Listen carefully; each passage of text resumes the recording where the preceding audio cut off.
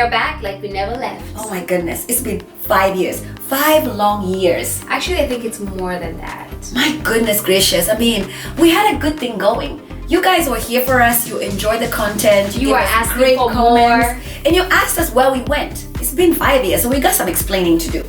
Well, cheers. Cheers to being back. But we'll get right into it. We'll get right into it and tell you what we've been up to the last 5 years and what's to come. So let's get this started. We were shooting an episode of SipsNChill. We were. For some reason, we were sipping and then we were not chilling anymore. We were sipping. There was more sipping than chilling. chilling. Yes. We had a disagreement on the direction of the show. And we were not able to move on from that. We were not able to resolve the conflict. Yes. I think at the time, our main issue was just not seeing the other person's perspective. We were just not seeing each other. We didn't allow ourselves to. I know I did. I'll speak for myself. I felt like I was wronged. And when you feel like you're wronged, you just wouldn't see the other person's. Like I couldn't just put my feelings to the side and be like, let me be objective. And let the show go on. Let the show go on. We have a good thing going. Let me see where she's coming from. Because when you actually take the time to see where someone else is coming from, you can speak without any emotion. Like putting the emotions aside. Let's talk about this. Let's reason. And I feel this ego as well. And this happens a lot to women.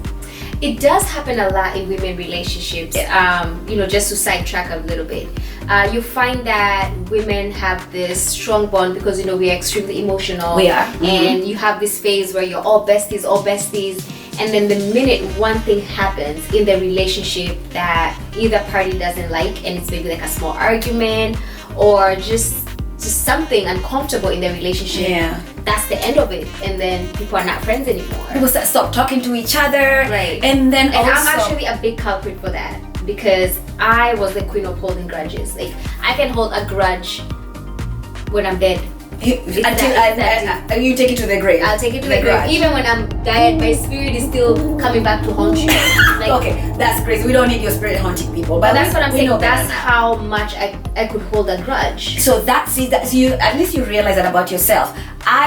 What I do know is I do not like confrontation in any way, shape, or form.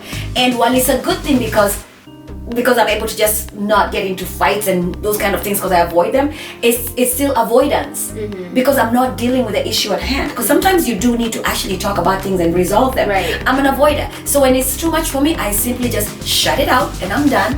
I will block. I will do block and follow, do those things. Just I claim this for my peace of mind. I used to claim that it is. But is it though? It's for your peace of mind. You're just avoiding it. So I did this whole avoidance thing for a while. And of course we have friends who are talking to us, asking us, what's going on, what's happening, why are you guys not doing this? You have a good thing going. And I'm like, no, it's hard. Too much ego. It's hard. Too much hurt, too much ego, and not really just dealing with the situation. But when I look back, it wasn't even a big deal. It's goodness gracious, like we need to do better. All of us as human beings. And actually, I'm so jealous of men. Men can literally be brawling on the floor, fighting, and then 5 minutes later, it's like, okay, man, that's good. How do these guys do that? I mean, but and I will call us women out too. Okay. How come a woman can have, in a relationship with her husband or boyfriend or significant other? Yes. They can be able to have a relationship and she gets upset, but she won't hold the same grudge that she holds to her female friends. Maybe we have a different standards in our female relationships. Or maybe just because we're not able to get what the guy gives us. True. But also maybe think about it. When you said about the relationship aspect. So there's a man and a woman, or whatever your relationship status is. There's usually the person who's like the voice of reason in the relationship. Not always, but because some relationships are really messy and people do some really bad things to you, but you still take it and then you're still friends with that person. You're still able to be in a relationship with that person, but your friend could do could do the smallest thing. That's it. Don't ever talk to me. Because really, I don't understand how we actually went that long without actually talking. We actually went for a long time without talking to each other. It doesn't make sense. It's not like she did anything heinous. I feel like we as a community, as women, as just even in our day-to-day interactions, we need to come to an understanding, and I'm really learning this as well myself, that when you have a moment that's not positive between a person, between the two of you, that's not the end of a relationship. I don't know where I learned that when I argue with someone, that's it, they're not my friend anymore. I'm not able to decipher like, okay, this is just a bad moment. Once this is over, okay, let's get back and we'll resolve it. Even if it's on a much later date, we should still be able to coexist.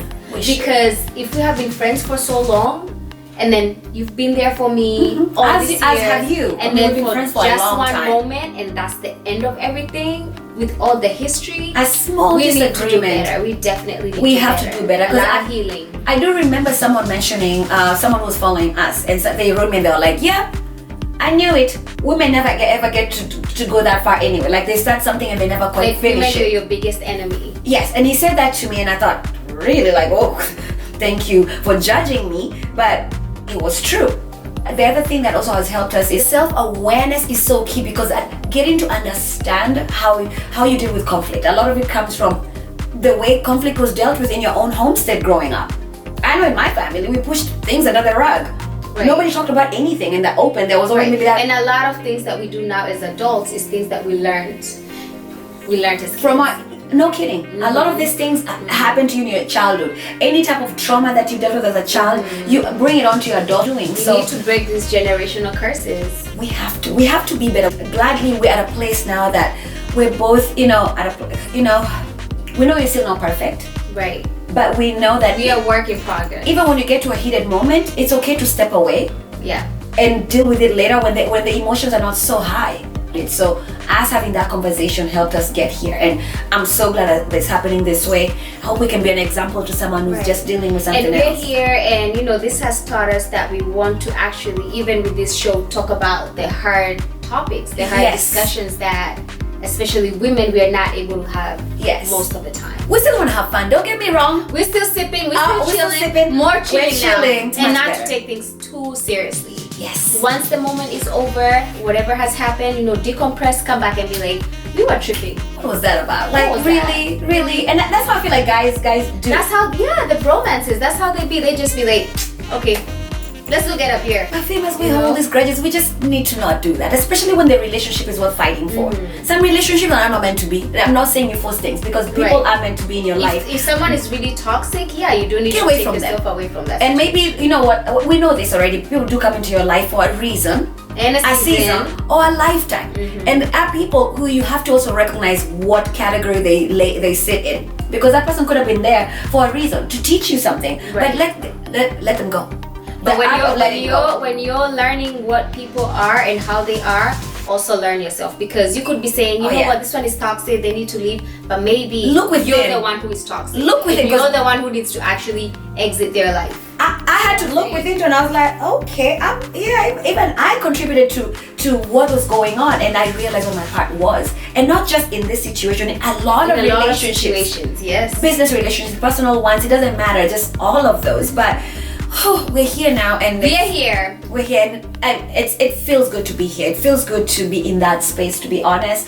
And I mean, a lot has happened, so please keep us updated. What have you been up to? Because lots has happened to you. That's another episode on SipsNChill.